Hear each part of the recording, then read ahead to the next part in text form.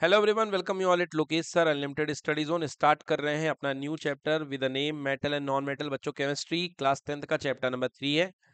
And before proceeding on, मैं आपको बता देना चाहूंगा बेटा, अभी तक जो चैप्टर आप पढ़ते आए हो, यानी कि आपने चैप्टर नंबर 1 पढ़ा है, आपने चैप्टर नंबर 2 पढ़ा है, बेटा दोनों की नॉलेज इस चैप्टर में आपको इस्तेमाल होनी है, ठीक है ना। दोनों की ही नॉलेज आपको इस चैप्टर में लगेगी। यस, तो जो आपने भी अभी तक आपने जो रिएक्शंस बच्चों इसके पिछले चैप्टर में पढ़ी हैं, वो पूरी की पूरी रिएक्शन आपकी वहां पर यूज होंगी। मतलब आपका पूरा का पूरा रिवीजन होगा। जैसे एग्जांपल मैं बताऊं कि आपने चैप्टर फर्स्ट में रिएक्शन पढ़ी थी डिस्प्लेसमेंट रिएक्शन, और डिस्प्लेसमेंट रिएक्शन में आपने ये पढ़ी थी जिंक प्लस H2SO4, है ना। क्या बन गया था? तो zinc plus ZnSO4 plus H2। देखो यार, आपकी केमिस्ट्री में एक ही चीज तीन तीन चार चार बार अलग अलग उसी चैप्टर में, एक पहले फर्स्ट चैप्टर में, फिर सेकंड चैप्टर में, फिर थर्ड चैप्टर में यही चीजें आने वाली हैं। कैसे आने वाली समझो, मतलब काम वही हो रहा है, उसके नाम अलग अलग है। फर्स्ट में सबसे पहले टाइप में इसको आपने पढ़ा डिस्प्लेसमेंट रिएक्शन, बोलो हाँ या ना। आपने पढ़ा इसे डिस्प्लेसमेंट रिएक्शन के नाम से कि एक हाई रिएक्टिव एलिमेंट एक लेस रिएक्टिव एलिमेंट को भगा देता है, रिप्लेस कर देता है उसके एक्वा सोल्यूशन से। भाई साहब, ये पहला पढ़ लिया, ये पहली चैप्टर हो गई। दूसरा, फिर आपने जैसे चैप्टर पढ़ा एसिड एंड बेस, भाई साहब, तो इस चैप्टर में एसिड एंड बेस में ये रिएक्शन कैसे आई पता है? आपने पढ़ा कि सर क्या होता है जब एसिड किसी मेटल के साथ रिएक्ट करता है। तो आपने पढ़ा reaction of acid with metal. बिल्कुल गलत बताया बच्चों ने। अगर एसिड मेटल के साथ रिएक्ट करेगा तो बनाएगा मेटेलिक सॉल्ट, मेटेलिक सॉल्ट बनाएगा। और कौन सी गैस रिलीज करेगा? Hydrogen gas. ये देखिए, ये चैप्टर 1 में वही रिएक्शन एक अलग तरीके से, चैप्टर 2 में वही रिएक्शन एक अलग तरीके से, और भैया चैप्टर 3 में फिर से वही रिएक्शन। पिछले बार आपने एसिड को महत्व दिया क्योंकि आपने एसिड की रिएक्शन कराई मेटल के साथ। इस बार चैप्टर का नाम है मेटल एंड नॉन मेटल, इसलिए आज आप मेटल को महत्व देंगे। और आप कहेंगे कि जब कोई मेटल एसिड के साथ रिएक्ट करता है तो क्या बनाएगा? Metallic salt, metallic salt. और प्लस कौन सी गैस लिबरेट करेगा बच्चों?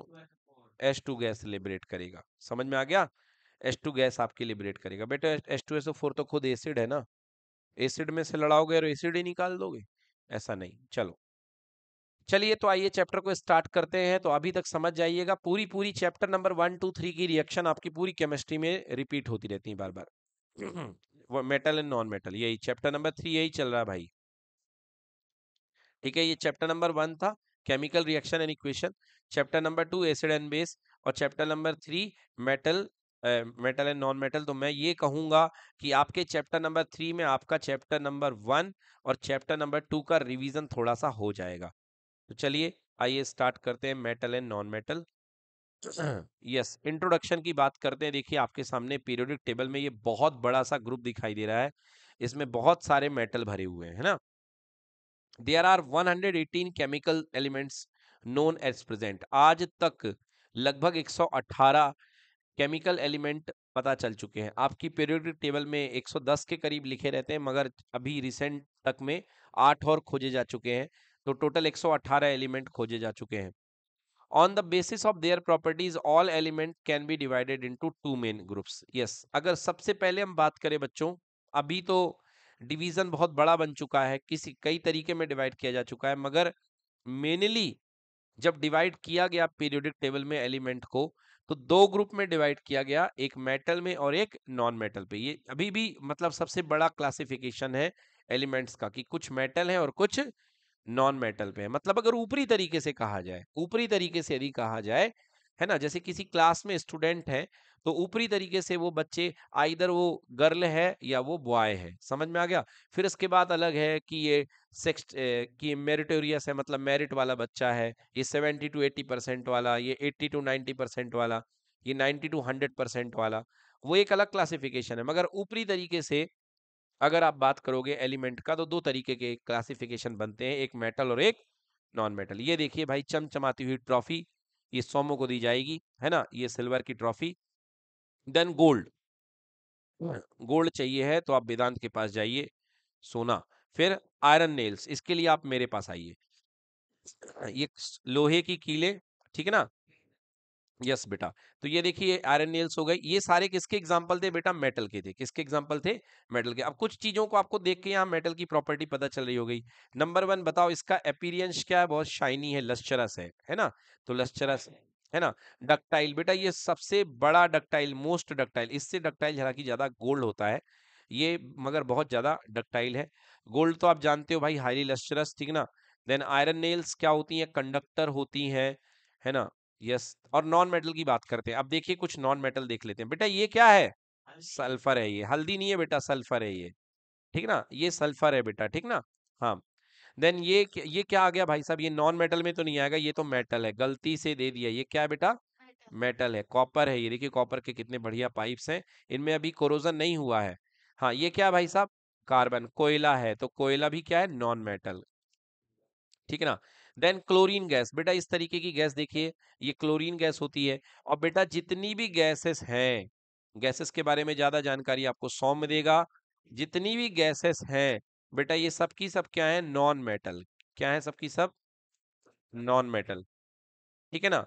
तो ये देखिए, एक आपके क्लासिफिकेशन देखा आपने, ये मेटल है, ये भी मेटल है, ये भी मेटल है, ये भी मेटल है, ये नॉन मेटल है, ये नॉन मेटल है, और ये नॉन मेटल है। मगर बच्चों याद रखना, कार्बन का एक नमूना, नमूने को बोलते हैं एलोट्रॉप।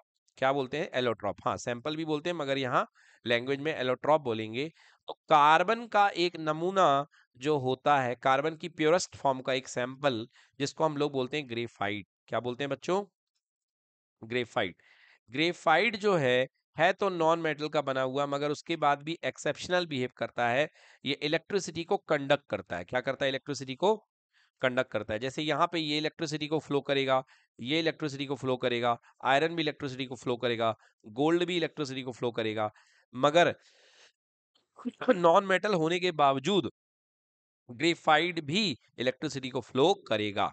चलिए, both metal as well as non metal used in our daily life, बिल्कुल सही बात है भाई साहब। ये देखिए यहाँ पे एक कॉपर का टुकड़ा है, इसको मोड़ करके कुछ बनाया जा रहा है। ओके, तो ये कॉपर का टुकड़ा है, राइट। यस। अब बात करते हैं फिजिकल प्रॉपर्टीज ऑफ मेटल। बेटा ये क्वेश्चन आता है, फ्री का क्वेश्चन है, ये एग्जाम में आता है कि फिजिकल प्रॉपर्टीज ऑफ मेटल की बताइए। आप लोग बचपन से पढ़ते आए हो, metal are malleable, they can be beaten hammered into thin sheets. समझ गए? यहाँ पे आप मेटल को बड़े आराम से अच्छी अच्छी शीट्स में डेवलप कर सकते हो। Done. Then yes, metal are ductile, that is metal can be drawn into stress into thin wires. Exactly, metal की आप थिन वायर्स बना सकते हैं। अबाउट वन, यार देखो बहुत मजेदार बात है ये, एक ये बहुत अच्छी चीज है। About 1 gram of gold, 1 gram gold, 1 gram gold जो है, 1 ग्राम गोल्ड को लेकर के आप 2 किलोमीटर लंबा वायर बना सकते हैं। कितने किलोमीटर वायर लंबा? 2 किलोमीटर वायर आप लंबा बना सकते हैं। About 1 gram gold can be drawn into a thin wire of 2 kilometre long. Okay. अब नेक्स्ट प्रॉपर्टी देखिए, मतलब 1 ग्राम गोल्ड, यार बहुत कम होता है 1 ग्राम गोल्ड, है ना। हालांकि इस समय बहुत महंगा है, बट उसको आप 2 किलोमीटर। यस बेटा, अभी यहाँ बच्चे ने बताया कि सर 1,30,000, तो अब बात क्लियर करनी पड़ेगी बेटा।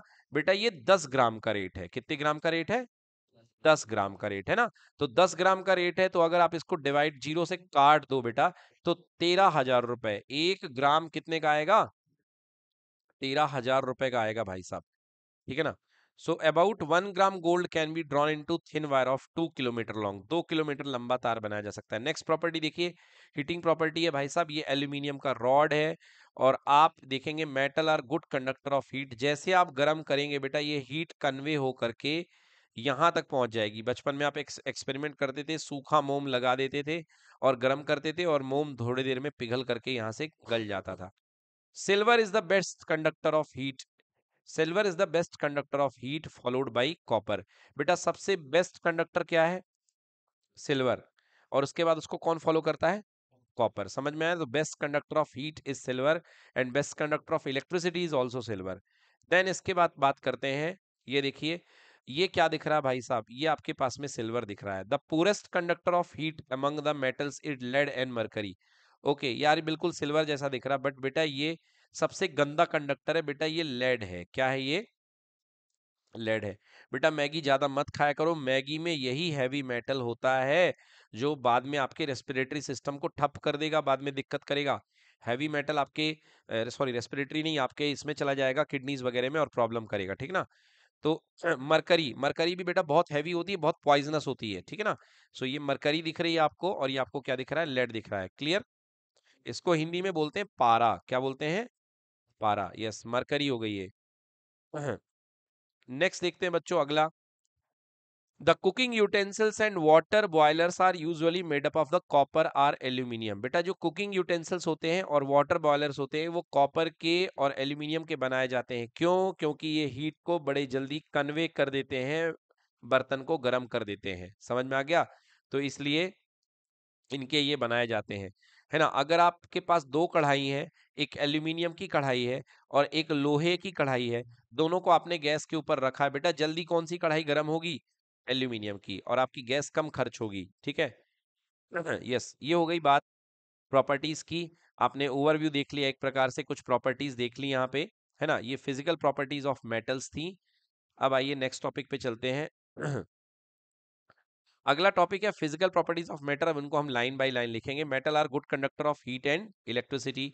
ये देखिए इलेक्ट्रिसिटी की बात करें तो इलेक्ट्रिसिटी में आपने बचपन में एक्सपेरिमेंट वगैरह बनाए होंगे। एक मेटल की वायर ले लो, है ना, ये आप कोई प्लेट ले लो और उसके बाद में आप यहाँ पे ज्वाइन कर दो, तो क्या हो जाएगा, ये कंडक्ट होना शुरू हो जाएगा। एक दिन क्या हुआ बच्चों की, हमारा टीवी का रिमोट खराब हो गया, है ना। टीवी का रिमोट जो है खराब हो गया। किस तरीके से खराब हुआ बेटा, यहाँ जो वायर होती है ना एक, वो छोटी सी टूट गई, मतलब स्प्रिंग जो होती है ना, स्प्रिंग जो होती है वो टूट गई है, वो टूट के छोटी हो गई। तो मैंने कहा यार क्या किया जाए, तो मैंने क्या, जो खाना बनाने, खाने को रैप करने के लिए एल्यूमिनियम फॉइल होती है, मैंने एल्यूमिनियम फॉइल को मोड़ करके फोल्ड करके एक उसका गिट्टा बना लिया, है ना। और यहाँ पर जो जगह थी उसमें उस गिट्टे को मैंने यहाँ पे फंसा दिया। बताओ, अब जैसे मैंने फंसाया फिर उसके बाद मैंने रिमोट चलाया, बताओ मेरा रिमोट काम करेगा कि नहीं करेगा, बिल्कुल करेगा, क्योंकि एल्यूमिनियम फॉइल से करंट बड़ी आसान से पास हो गई। यस, अगर आपने यहाँ पे पेपर रखा है, देखो अभी बीच में आपने पेपर रखा, तो बताओ करंट बल्ब ग्लो होगा कि नहीं होगा, नो, बल्ब ग्लो नहीं होगा। बट आपने यहाँ पे एल्यूमिनियम फॉइल रख दी है सेकेंड केस में, तो बल्ब ग्लो हो जाएगा। Yes, so this means metal are the good conductor of electricity. Heat के तो होते ही हैं, इलेक्ट्रिसिटी के भी होते हैं। Example, silver is the best conductor of electricity followed by copper. समझ में आ गया। यस, सिल्वर जो होता है बेस्ट कंडक्टर होता है, उसके बाद कौन सा होता है, copper. Electric wire are you made up of the copper and aluminium. क्योंकि सिल्वर महंगा है बेटा, तो इसलिए इलेक्ट्रिक वायर किसके बनते हैं, कॉपर के और एल्यूमिनियम के। समझ में आया। कॉपर की बेटा वाइंडिंग की जो भी चीजें होंगी वो महंगी आएंगी, और एल्यूमिनियम के थोड़े सस्ते आएंगे। जैसे आप कभी पंखा खराब हो जाएगा तो आप मार्केट में जाएंगे तो पंखा बनाने वाला पूछेगा कि भाई साहब कॉपर की वाइंडिंग चाहिए कि एल्यूमिनियम की वाइंडिंग चाहिए। तो अगर आप कॉपर की वाइंडिंग कराओगे पंखे में तो यही आपका 500 रुपए का आएगा, और एल्यूमिनियम का कितने में हो जाएगा, 300 रुपए में, 250 रुपए में, ठीक है। हाँ भाई, जिनको करानी हो वाइंडिंग, 100 में कंसेशन दे रहा है यहाँ पे, 100 रुपए में, आइए भाई साहब। ठीक, अगला। ओहो हो भाई, ये देखो, सोम कंगन देख के दिल रीझ गया या सोने के गोल्ड बार देख करके, बेटा देखो ये 200 ग्राम के गोल्ड बार है बेटा, आपके सामने बहुत प्यारे प्यारे दिख रहे हैं। तो ये अब क्या प्रॉपर्टी पढ़ाने जा रहे हैं, मेटल्स आर लस्चरस, बहुत है ना, इनमें इनकी शाइनी अपीयरेंस होती है एंड कैन बी पॉलिश्ड। तो मेटल्स जो होते हैं बहुत चमकदार होते हैं। ये प्योर गोल्ड है बच्चों, और मैं बता दूं आपको कि इसको आप कितने भी साल रखे रहो ये ऐसा ही चमचमाता रहेगा। क्योंकि गोल्ड जो होता है ना वो एंटी कोरोजन होता है, मतलब इस पे किसी का अटैक नहीं होता है। ऑक्सीजन आती है, सिर मार मार करके थक जाएगी, ह्यूमिडिटी मॉइस्चर कोई भी आ जाए इसके ऊपर अटैक कर करके थक जाएगी, मगर गोल्ड पे ऊपर कोई इफेक्ट नहीं पड़ेगा। यस, तो इसलिए गोल्ड पे कोई भी कोरोजन नहीं होता, इसलिए सोना बहुत कीमती धातु मानी जाती है, मेटल। यस, और गोल्ड के ऑर्नामेंट्स ज्वेलरीज वगैरह बनाई जाती हैं, तो आप जानते ही हैं। अब आइए बात करते हैं, metals are generally hard except sodium and potassium. बेटा ये देखो, ये आपको स्क्रीन पे सोडियम दिखाई दे रहा है, किसी दिन मौका बनेगा तो मैं लेके आ जाऊंगा आपको, यहाँ पे बम फोड़ के दिखाएंगे आपको सोडियम से। बेटा जब इसको काटते हैं ना ये बहुत एकदम, ये देखो एकदम एकदम ग्लासी लुक का होता है, एकदम चमकदार। बट बेटा ऑक्सीजन के संपर्क में आके तुरंत ये ग्रे कलर का हो जाता है, हल्का सा व्हाइटिश ग्रे हो जाएगा। मगर जैसे, हाँ बिल्कुल तुरंत, मगर जब इसको आप काटते हैं तो बिल्कुल चमकदार, है ना। बिल्कुल चमकदार निकलता है, बिल्कुल इस ग्लासी लुक में। ये देखिए, तो ये क्या होती है बेटा, ये सॉफ्ट होती है। देन पोटेशियम, पोटेशियम भी बेटा सॉफ्ट होती है, बाकी सब मेटल हार्ड होते हैं। ये देखो ये पोटेशियम है, इसको बड़े आराम से चक्कू से काट रहे हैं लोग, छील दे रहे हैं। Sodium and potassium are soft metal, can be easily cut with a knife, बाकी रेस्ट को आप नहीं काट सकते हैं। मेटल्स आर हार्ड, बच्चों हार्ड होते हैं, इसीलिए इनके इतने ब्रिजेस वगैरह बनाए जाते हैं, बहुत ही इंपॉर्टेंट प्रॉपर्टी है। नेक्स्ट, एक्सेप्शनल केस आपने देख लिया। सोडियम एंड पोटेशियम बहुत लाइट होते हैं, मतलब पोटेशियम जो होते हैं सॉफ्ट होते हैं, ये सोडियम और पोटेशियम। बाकी मेटल क्या होते हैं, हार्ड होते हैं, और ये सॉफ्ट होते हैं, तभी तो आप इनको काट पा रहे हो। यस, ये क्या है भाई साहब, metals are solid at room temperature except mercury. बेटा ये जो भी मेटल दिया गया है यहाँ पे, ये सबके सब रूम टेम्परेचर में जितने मेटल आपको मिलेंगे सॉलिड मिलेंगे, केवल रूम टेम्परेचर पे मरकरी है जो लिक्विड फॉर्म में फ्लो होती है, आपको दिख जाएगी। Then metals having high melting point, ये देखिए मेटल्स को पिघलाने के लिए आपको, आप नॉर्मल अपने घर पे कॉपर को नहीं पिघला सकते हो, इसके लिए आपको क्लीन की जरूरत पड़ेगी। एक भट्टी होती है जिसके अंदर आप इसको मेटल को भर करके, फिर यहाँ से ऑक्सीजन का जबरदस्त ऑक्सीजन आपको देनी पड़ती है, जिससे कि ये गर्म होता है। समझ, घर में नहीं, नहीं उसमें भी नहीं कर सकते हो बेटा, ये स्पेशल डिजाइन भट्टी जिससे हीट बाहर नहीं जा पाए ना, उसमें कर पाओगे नहीं, घर की भट्टी में भी नहीं पिघला पाओगे। हाँ, metal have high melting point, yes metal के पास हाई मेल्टिंग पॉइंट होता है, और मेटल का बॉइलिंग पॉइंट भी बहुत हाई होता है। तो जो भी मूर्तियां वगैरह होती हैं इस तरीके से मेटल को पिघला करके उसमें सांचे में सेट किया जाता है।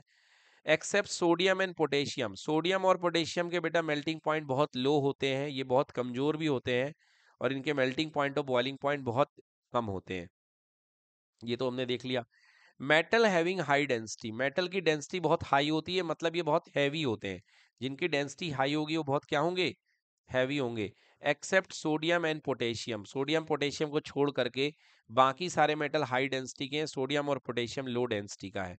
नेक्स्ट प्रॉपर्टी क्या लग रहा है, इसको देख करके बताओ भाई कौन सी प्रॉपर्टी है ये, बताओ भाई, सही आ रहा, बोल बेटा जल्दी से, कौन सी प्रॉपर्टी है ये, तुम हो ना, बोलो जल्दी। हाँ, रबड़ नहीं है ये, गिटार की वायर से रबड़ लगाओगे गिटार में, ये रबड़ से गिटार तुम ही बजा सकते हो। हाँ, तुम क्या सोचते हो कहीं से भी साउंड प्रोड्यूस हो जाता है ये भाई।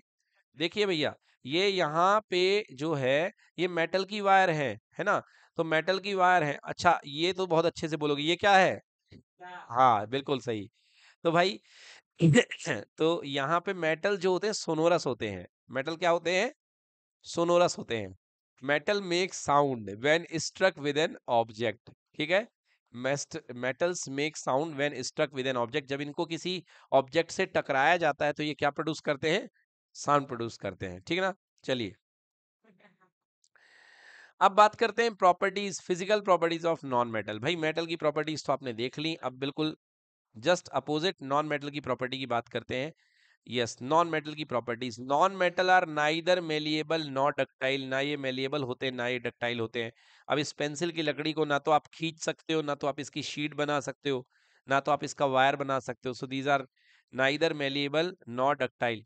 Non metals are brittle, brittle मतलब बेटा इनको मारोगे आप आराम से फूट जाएंगे, जैसे कोयला ले लो, कोयले पे मारो हथौड़ा, धूसर हो जाएगा कोयला, पाउडर बन जाएगा। So this is called brittle, इसको क्या बोलते हैं, ब्रिटल। ये वर्ड याद रखना, ब्रिटल, समझ गए ना, नहीं तो वेदांत लिखेगा they can make into the powder, yes, है ना, they can make into the fine powder, yes, ऐसा नहीं बेटा, ब्रिटल वर्ड लिखना है, ठीक है ना। और चमकदार के लिए क्या बोलोगे, lustrous, yes. Yes, non metal do not conduct heat and electricity, ये हीट और इलेक्ट्रिसिटी को कंडक्ट नहीं करते, दैट्स वाई बच्चों आप जितने भी हीटिंग अप्लायंसेस होते हैं उनको पकड़ने के लिए उनमें आप नॉन मेटल के कवरिंग्स का यूज करते हैं। हाँ, मगर यहाँ पर याद रखिएगा, लाइक सल्फर है, सल्फर की आपने शीट लगाई है तो कंडक्ट नहीं करेगा बिकॉज नॉन मेटल है, बल्ब नहीं जलेगा। मगर आपने यदि यहाँ पे ग्रेफाइट लगा दिया तो बल्ब जल जाएगा, समझ गए ना, बल्ब यहाँ पे ग्लो हो जाएगा। तो ये गलत लिखा हुआ है भाई साहब, यहाँ पे ये ग्रेफाइट था और यहाँ पे आपने सल्फर या कार्बन पेपर कुछ लगाया था। Except carbon in the form of graphite. Yes, carbon in the form of graphite जो होगा वो क्या होगा, कंडक्टर होगा।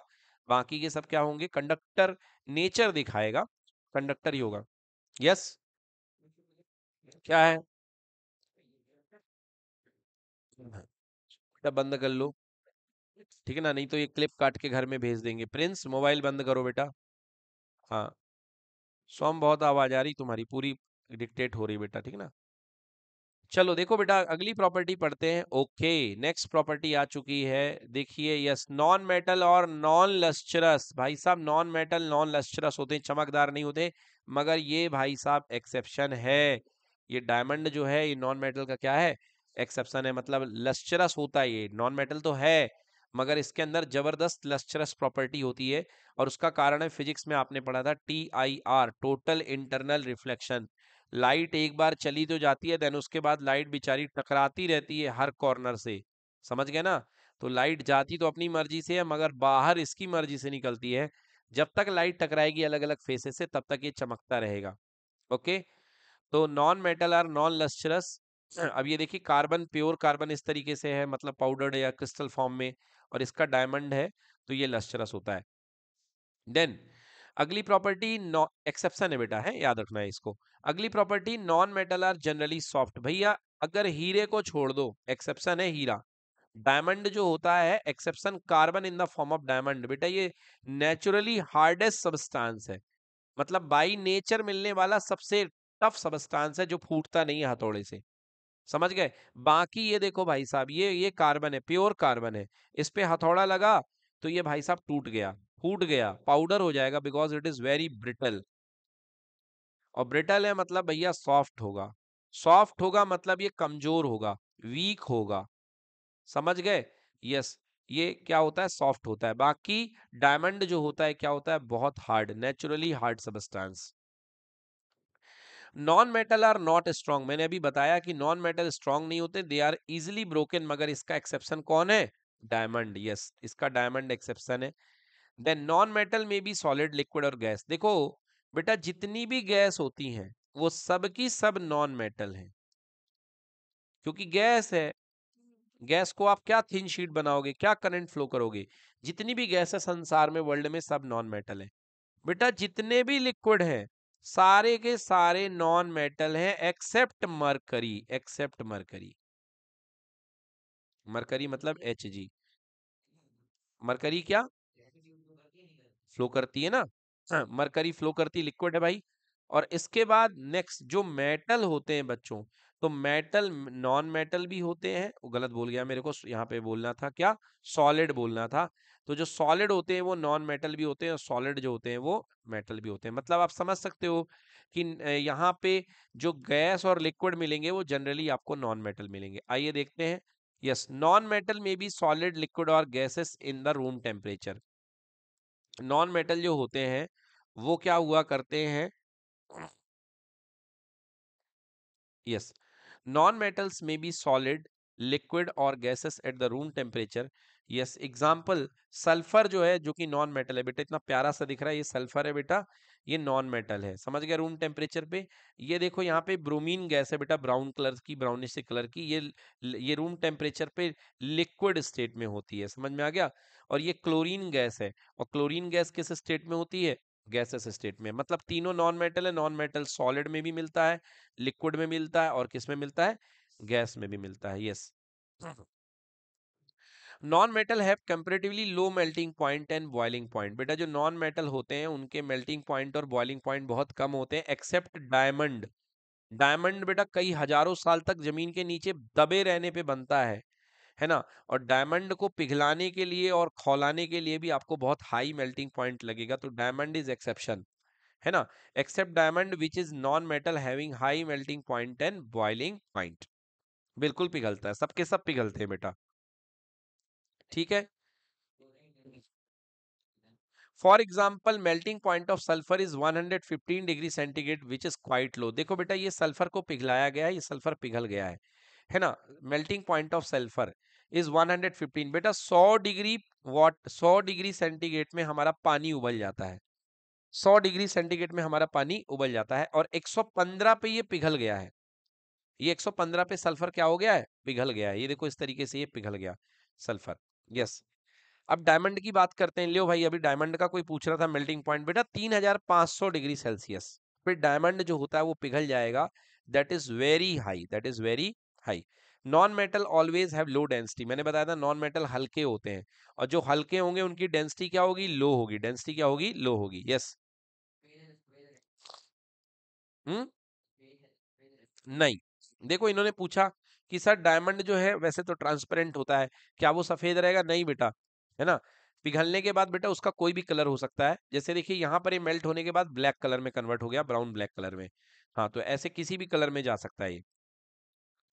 नॉन मेटल की डेंसिटी क्या होती है बच्चों, लो होती है, हल्के होते हैं। Non metal are non sonorous, मतलब इनमें ठनठनाहट की आवाज नहीं आती। आप दो ईंट को टकराएंगे तो एक बढ़िया साउंड, घंटी वाला साउंड प्रोड्यूस नहीं होगा, है ना। मगर दो कॉपर के पाइप को टकराएंगे तो उनका साउंड बढ़िया प्रोड्यूस होगा। Then next, non metal have different colour. Leo भाई, नॉन मेटल के पास अलग अलग कलर होते हैं। ये सल्फर का कलर देखो, ये रेड फॉस्फोरस, जानते हो ये कहाँ है, रेड फॉस्फोरस, बिल्कुल सही, माचिस के बाजू में जो लगा रहता है। अभी लोग जो बम जला रहे थे, है ना, इसी से जला रहे थे आप लोग, रेड फॉस्फोरस ही था वो। ग्रेफाइट का कलर ब्लैक है, ये व्हाइट फॉस्फोरस है बच्चों। ये ब्रोमीन का कलर है, और ये क्लोरीन का कलर है। बेटा बहुत सारे नॉन मेटल अलग अलग कलर में पाए जाते हैं, मगर मेटल यूजुअली ग्रे कलर में पाए जाते हैं ज्यादातर। समझ में आ गया, मेटल यूजुअली ग्रे कलर में पाए जाते हैं। नेक्स्ट, अब बच्चों ये तो हो गई फिजिकल प्रॉपर्टी जिसका ज्ञान आपको आज तक था। अब आगे पढ़ रहे हैं chemical properties. Chemical properties important है बच्चों, थोड़ी सी केमिकल प्रॉपर्टीज कर लेते हैं, क्योंकि फिजिकल तो आपको सब बनता, आपने क्लास 7th 8th में पढ़ रखा है। अब आप केमिकल प्रॉपर्टीज पढ़ने वाले हैं। So let's start chemical properties of metal and non metal. तो सबसे पहले हम केमिकल प्रॉपर्टीज ऑफ मेटल पढ़ते हैं। और केमिकल प्रॉपर्टी ऑफ मेटल तय होती है रिएक्टिविटी सीरीज से, कौन सबसे आगे कौन सबसे पीछे, ठीक है ना। चलिए देखते हैं chemical properties of metal. Reactivity series मैंने आपको गाना याद दिलाया है, कान का मंगल जानू फैशन का परवाना है, क्यों है जी आज आओ पता लगाना है। पीटी मतलब प्लेटिनम। जो सबसे ऊपर है वो बहुत हाईली रिएक्टिव है, तो दुनिया यही समझती है कि सबसे ज्यादा रिएक्टिव कौन है, सोडियम, मगर सबसे ज्यादा रिएक्टिव कौन है, पोटेशियम। समझ में आ गया, सबसे ज्यादा रिएक्टिव है पोटेशियम। अगर आप अपवर्ड जाएंगे तो रिएक्टिविटी इंक्रीज होगी, डाउनवर्ड जाएंगे तो रिएक्टिविटी डिक्रीज होगी। Potassium is most reactive. बेटा पोटेशियम हल्का सा पीले कलर का होता है, इट इज मोस्ट रिएक्टिव।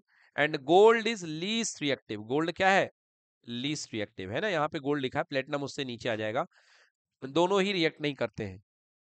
आप इनको किसी के साथ रिएक्ट कराओ, गोल्ड रिएक्ट नहीं करते हैं। इसलिए गोल्ड जब जमीन से मिलता है, देखो यार इतना प्योर फॉर्म में मिलता है। ये गोल्ड और फॉर्म में मिला जमीन के अंदर से, फिर भी चमक रहा है एकदम, ऐसे ही मिलेगा। समझ में गया ना। मतलब आप अगर अपने घर में खुदाई कर दें और अगर गोल्ड निकल जाए, तो आपको कहीं से पता लगवाने जाना नहीं पड़ेगा कि गोल्ड है कि नहीं है। आप देखते ही समझ लोगे कि अरे गोल्ड निकल आया है। मगर बाकी चीज निकलेंगी तो आपको पता लगवाने जाना पड़ेगा। आयरन निकलेगा तो आपको पता लगवाने जाना पड़ेगा क्या निकला है।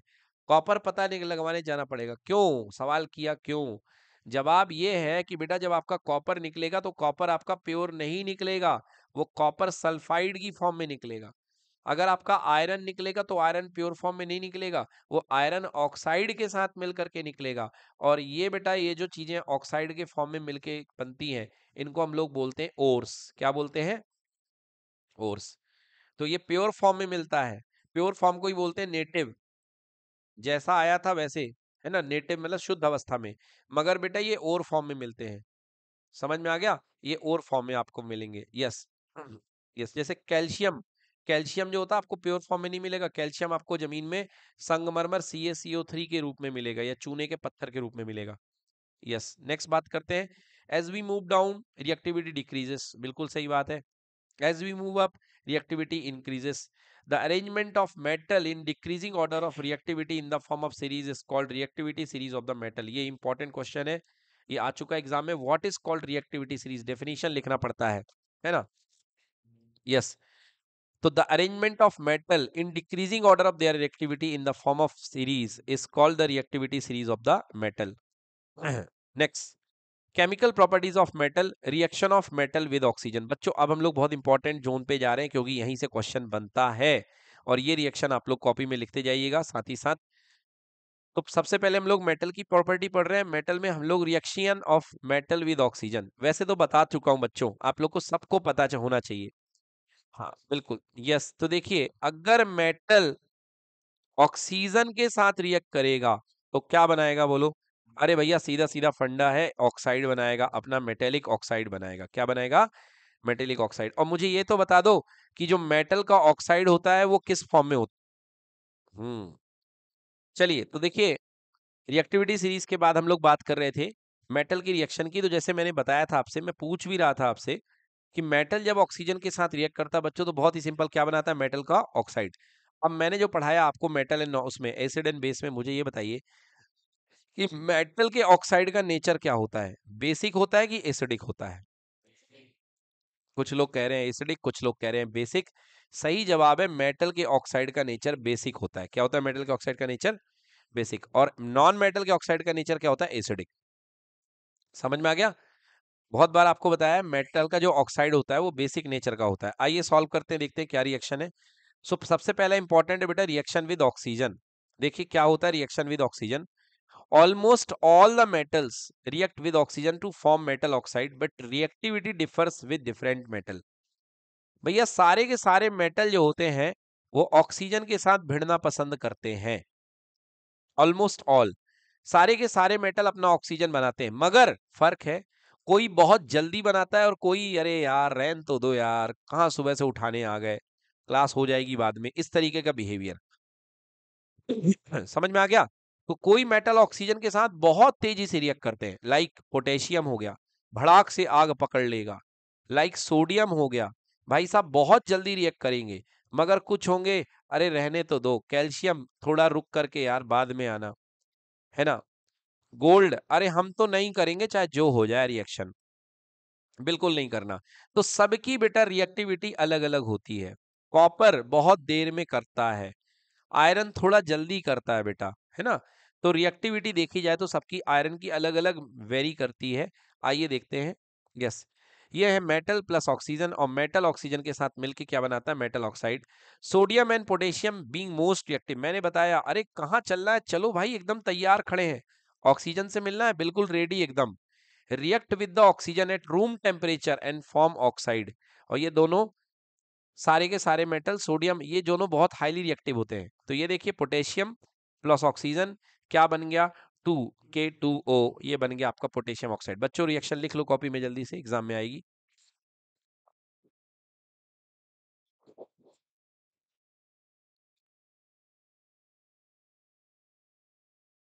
तो पोटेशियम ऑक्सीजन के साथ रिएक्ट करके पोटेशियम ऑक्साइड इस तरीके से बनाता है।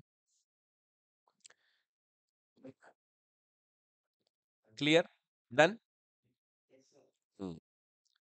यदि हम वैलेंसी की बात करें बच्चों, तो देखिए ऑक्सीजन की वैलेंसी होती है -2 और पोटेशियम की वैलेंसी होती है +1। तो क्रिस क्रॉस रूल लगेगा, 2 यहाँ आएगा, 1 यहाँ आएगा, तो बन जाएगा K2O। ओके, तो आपको फाइनली यहाँ पे K2O बनाना है। डन। Yes, next question. अच्छा, ऊपर वाली वैलेंसी 4K कर लेना, क्योंकि 2K2 लगा हुआ है, बैलेंस तभी होगा। अगला देखिए, हाँ Na2O, इसको भी बैलेंस करना पड़ेगा हमको। तो 4Na + O2 = 2Na2O, ये बन गया सोडियम ऑक्साइड। ठीक है बच्चों, ये बन गया sodium oxide. Done. Yes.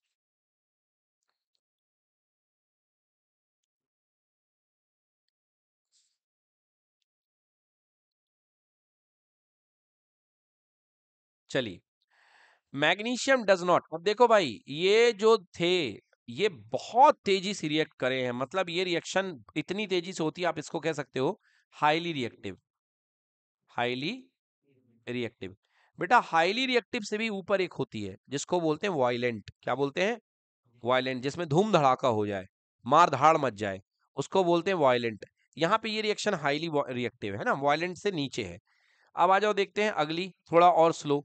Magnesium does not react with the room temperature at room temperature. ये देखो भैया, ये रूम टेम्परेचर पे रिएक्ट नहीं करेगा, मगर हीट करोगे, जब तुम बोलोगे अरे कर लेना भाई रिएक्शन, अरे कर लेना, चल मैं एक काम करता हूँ, मैं थोड़ी सी माचिस जला देता हूँ, चल अब तो कर लेगा, हाँ, तब मैग्नीशियम जो होता है एयर के साथ बर्न होता है। आपने एक्टिविटी करी थी, जिस समय आपने देखा था, बर्न किया था मैग्नीशियम को, तो बिना माचिस के जलाए क्या मैग्नीशियम बर्न हुआ था? नहीं हुआ था। नहीं भाई, चैप्टर नंबर 1 में, अरे चैप्टर नंबर 1 में मैंने आपको वीडियो दिखाया था ना मैग्नीशियम के बर्न होने का, मैग्नीशियम रिबन। हम्म, यहाँ पे कैंडल लेना पड़ता है। तो सोडियम को अगर आप खुली हवा में रख दोगे तो उसका ऑक्साइड बच्चों अपने आप बन जाएगा रूम टेम्परेचर पे, मगर मैग्नीशियम को खुली हवा में रखोगे तो तुरंत उसका ऑक्साइड नहीं बनेगा, बल्कि अगर आप उसको आग लगा के गर्म करोगे तो मैग्नीशियम बर्न होना शुरू हो जाएगा। Magnesium does not react with oxygen at room temperature, but on heating magnesium burns in air with intense light and heat to form magnesium oxide. Mg+O2 गर्म करने पर मैग्नीशियम ऑक्साइड। यस, चैप्टर 1 की reaction क्या था? Chapter 1 में इसका नाम combination reaction. Note करो, ये कॉम्बिनेशन रिएक्शन का भी एग्जाम्पल है, ये ऑक्सीडेशन का भी एग्जाम्पल है, और ये reaction of metal with oxygen का भी एग्जाम्पल है। 3 चैप्टर, ये reaction of metal with oxygen, right. हाँ, जितनी भी ऑक्सीजन के साथ रिएक्शन है वो डायरेक्टली ऑक्सीडेशन रिएक्शन है। लास्ट रिएक्शन की एक बार फिर से बात कर लें, ये तीनों रिएक्शन भी एग्जाम्पल किसका है? कॉम्बिनेशन का है। किसका एग्जाम्पल है बच्चों? कॉम्बिनेशन रिएक्शन का एग्जाम्पल है। Yes, so these are the example of combination reaction. Okay, yes, ये हो गया मेटल ऑक्साइड। आगे बात करते हैं बच्चों, नेक्स्ट रिएक्शन बात करते हैं। Zinc burn only, zinc burn in air only on strong heating form zinc oxide. ये देखो बेटा, ये और हीट है। मैग्नीशियम को तो आपने माचिस की तिल्ली दिखाई, वो जल पड़ा। जिंक को भैया बहुत हीट करना पड़ेगा आपको, तब जिंक जलेगा।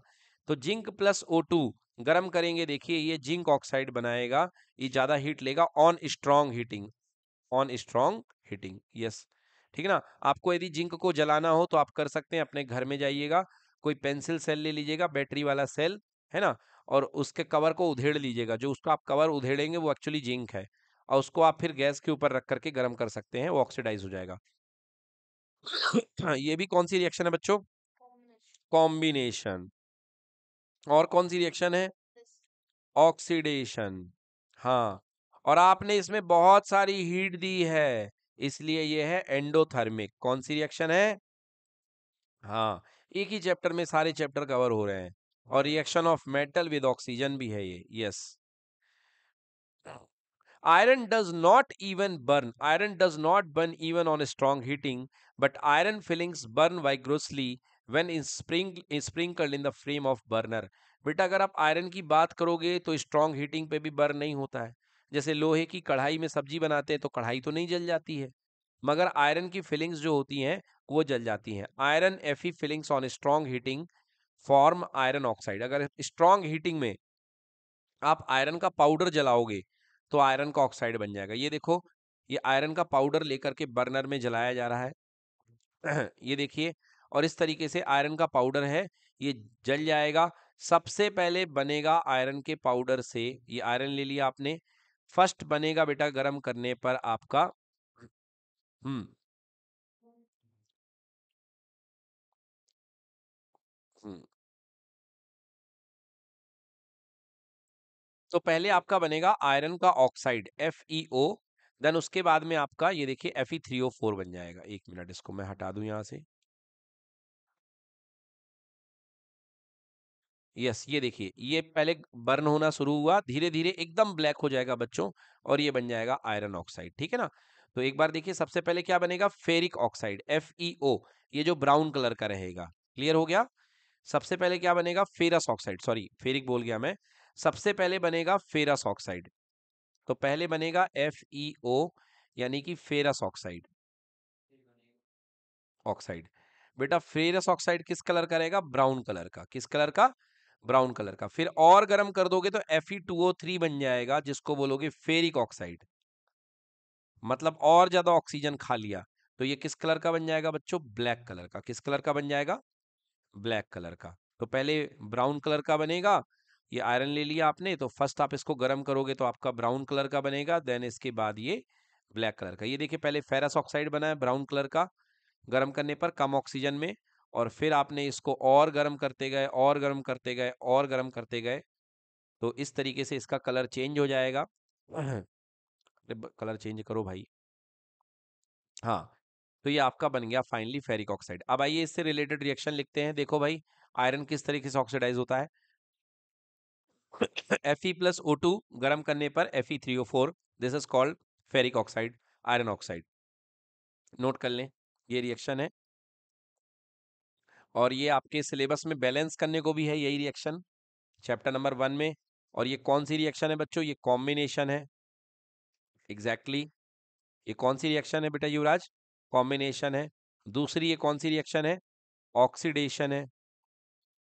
और कौन सी रिएक्शन है, एंडोथर्मिक। सब मिला करके पढ़ना पड़ेगा, रिएक्शन आपको याद करनी होंगी तब आपके मार्क्स मिलेंगे। रिएक्शन लिखने पे ही मार्क्स मिलते हैं।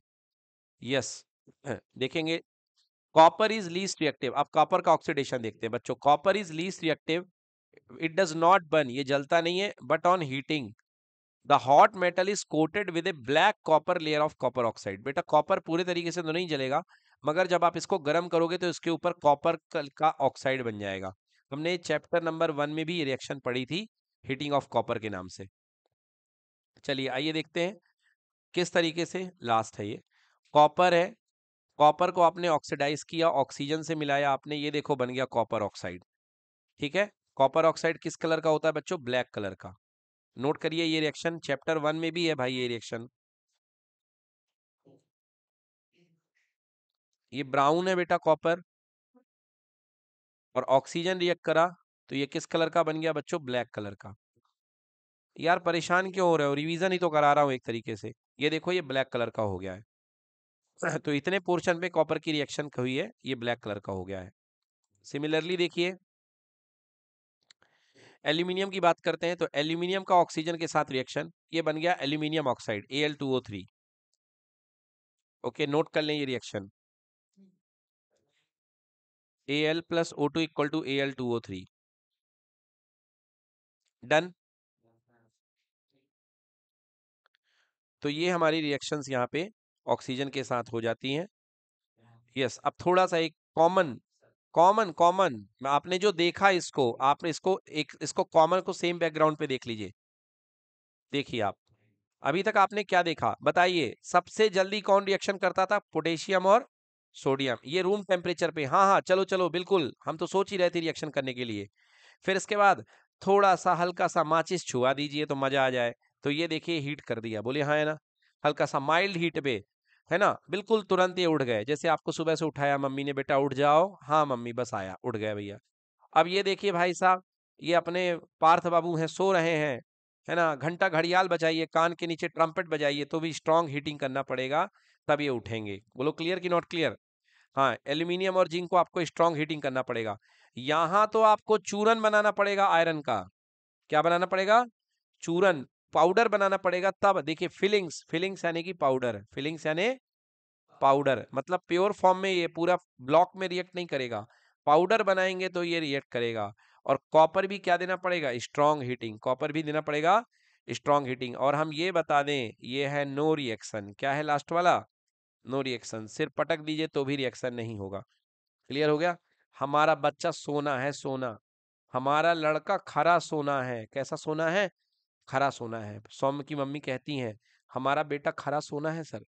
काहे को खरा सोना है सर, आप उसके पास चाहे प्रिंस को भेज दीजिए, चाहे आप उसको वेदांत को भेज दीजिए, चाहे युवराज को भेज दीजिए, चाहे लोकेश सर को भेज दीजिए, वो किसी की बात नहीं सुनता है, एकदम प्योर है, किसी का मिलावट अपने अंदर आने नहीं देगा, क्योंकि हमारा बच्चा सोना है। समझ में आ गया। तो जो सोना होता है ना, वो नॉट रिएक्टिव होता है, नो रिएक्टिव, उसकी रिएक्टिविटी बहुत कम होती है। सोना उसके ऊपर चांदी, इसलिए ये लोग बहुत, है ना, कहते हैं ना लोग हमारा बेटा खरा सोना है। पार्थ तो हीरा है। चलो भाई, ठीक है, डन।